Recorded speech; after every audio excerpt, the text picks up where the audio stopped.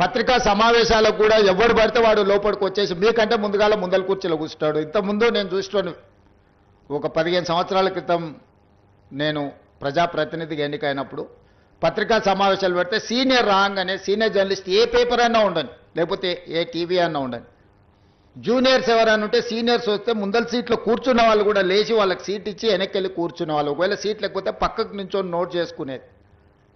ఒక బాధ్యత, ఒక గౌరవం, ఒక మర్యాద. వాళ్ళ యాజమాన్యాలు ఎవరున్నా జర్నలిస్టుని ఒక గౌరవించుకునే పరిస్థితి ఉండే. ఇప్పుడు ఆ పరిస్థితి పూర్తిగా దెబ్బతిన్నది. వాడు ఖాళీగా ఉంటాడు కాబట్టి 3 గంటల ముందే వచ్చి ముందల కుర్చీలో కూర్చుంటాడు, కాలు మీద కాలు వేసుకొని.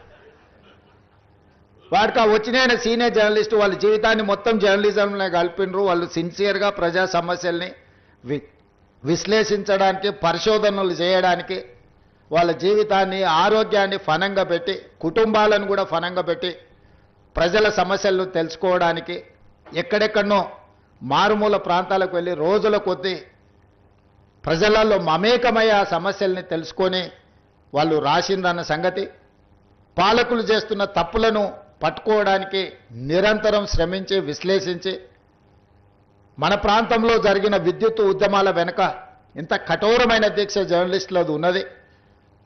సరళీకృత విధానాలు వచ్చినప్పుడు ఆ సరళీకృత విధానాలు దేశ సంపదను పెట్టుబడిదారులు ఏ విధంగా కొల్లగొడతారని ఆనాడు విశ్లేషించిన జర్నలిస్టులకు ఈరోజు వచ్చినోనికి వాళ్ళ గురించి ఓనమాలు కూడా తెలియని పరిస్థితి. వాళ్ళు వస్తే కనీసం కూర్చోమని చెప్పాల్సిన కనీస మర్యాద పాటించాలన్న ఇంగిత జ్ఞానం కూడా కోల్పోయిన వాళ్ళు ఈరోజు వచ్చి మేము పత్రికా సమావేశాలు పెట్టినప్పుడు ముందల వరుసలు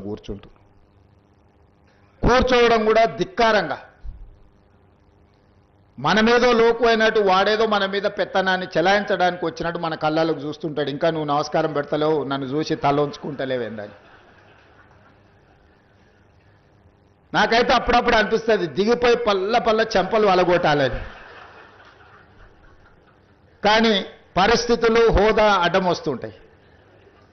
గతంలో జర్నలిస్టులను చూస్తే మర్యాద ఇచ్చి పలకరించి ప్రెస్ మీట్ అయిపోయిన తర్వాత వాళ్ళతో 10 నిమిషాలు మాట్లాడి మేము చెప్పిన దాంట్లో ఏమన్నా లోపాలు ఉన్నాయా, లేకపోతే మేము చెబుతున్న ఉద్దేశం ఇదే అని